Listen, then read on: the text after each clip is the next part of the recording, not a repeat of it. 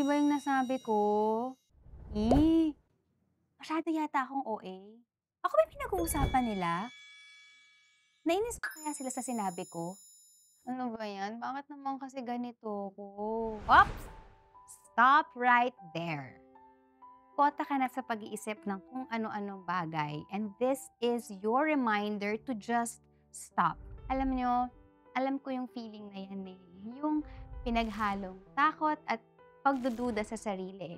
Replaying scenarios, recalling what you said or did, and running everything in your head, convinced na may mali kang ginawa. Then, one worry leads to another. Kaya ang ending, you kind of get stuck in a loop. At kahit na hindi ka naman gumagalaw, yung pakiramdam mo parang pagod na pagod yung buong katawan mo. So, please, bago pa magtuloy-tuloy yan sa anxiety, stop overthinking. Breathe, and let's start to talk about how to handle it on this episode of Live Life. Bakit nga ba kasi tayo nag-overthink? Naisip nyo ba yun? Bakit nga ba ang advance nating mag-isip? Ayon sa psychologists, overthinking often comes from our brain's response to try to protect us from failure, uncertainty, or even emotional pain. Madalas, nakaugat ito sa sense of perfectionism that we put on ourselves. Nagsisimula rin to sa takot natin na ma-judge ng ibang tao, or maaaring pwede rin siyang galing sa past trauma or mga unresolved conflicts sa buhay natin.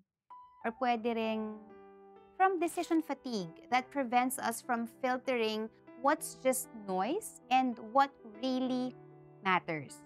At syempre, in the age of social media, malaking dahilan din ang constant, unrealistic comparison online. Now, we live with a variety of choices, with the need for speed and convenience, and with the pressure to always get things right. And as human beings, our minds are wired for survival. Kaya ang kadalasang ending, analysis paralysis. Hindi na tayo makadesisyon kasi ang dami-dami-dami nating iniisip. Nag-overthink tayo.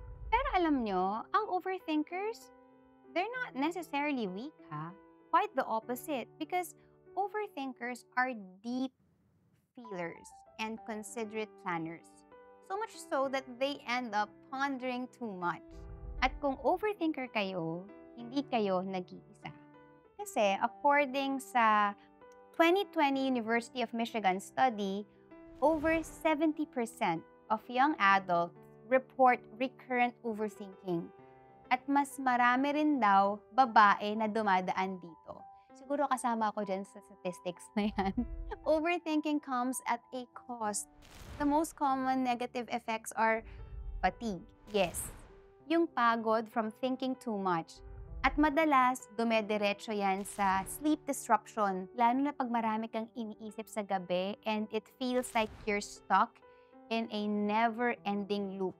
Ang tawag ko dyan sa sarili ko, yung eto na naman, nandun na naman ako sa pattern of film showing. Yung ang dami-daming nangyayari sa utak ko. And this can actually affect your productivity, yung performance mo sa trabaho, sa negosyo, and even your passions. A lot of missed opportunities are due to overthinking. Pati na rin social connections at personal relationships, damay na. Instead of nurturing our bonds, our thoughts get ahead of us. Kaya what happens is, mas nabibigyan pa natin ng pansin ang mga worries sa ating mga utak kumpara sa mga tao na importante sa buhay natin. Sabi nga ng cognitive neuroscientist na si Dr. Caroline Leaf, overthinking does not solve tomorrow's problems. It just drains today's peace. But friends, ang good news dito, pwede nating makontrol ang overthinking. Kaya pa nating panghawakan ang ating thoughts. Ang first important step dyan is to acknowledge na nangyayari to. To be aware na nagsisimula ka ng mag-spiral in your thoughts.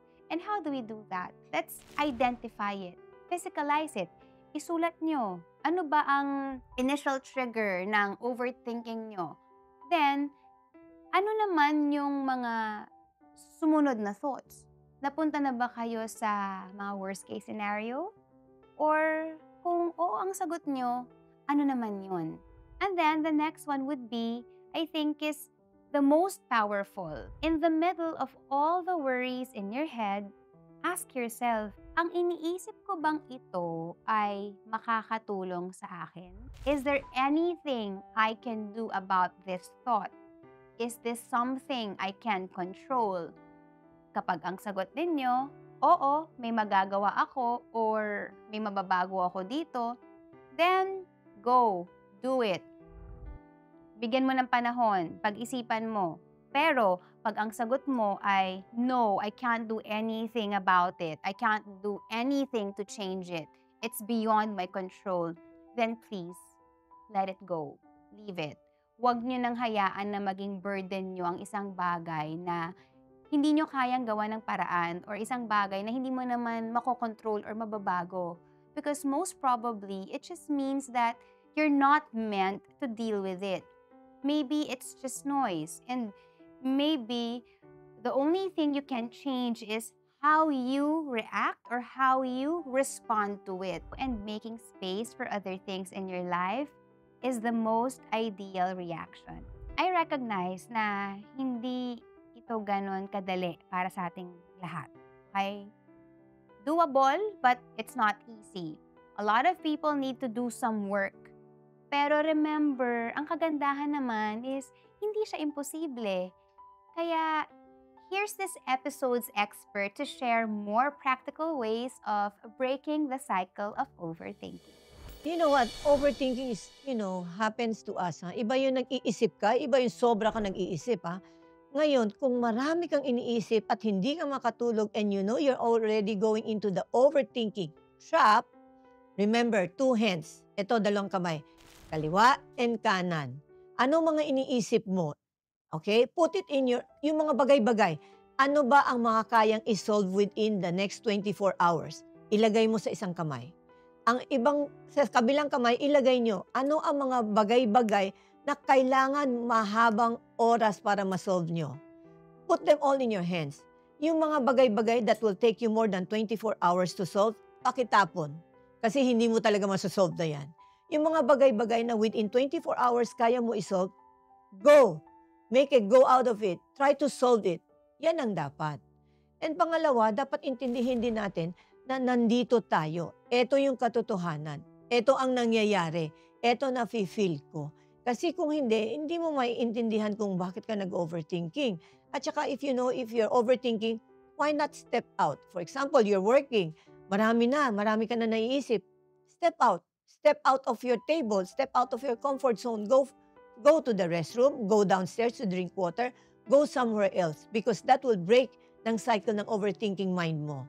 And of course, kung alam mo na lahat, eto na, bumabagsak na mundo sa isipan ko, hindi ko nakakayanin ito.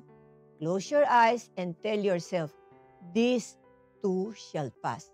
Hindi ito pang araw-araw, hindi ito hahaba, lilipas din ito. I just have to go through it today because soon it too shall pass. Ayan ha! Grabe, kahit ako natuto, very useful yung mga tips from Doc Ali. Thank you very much.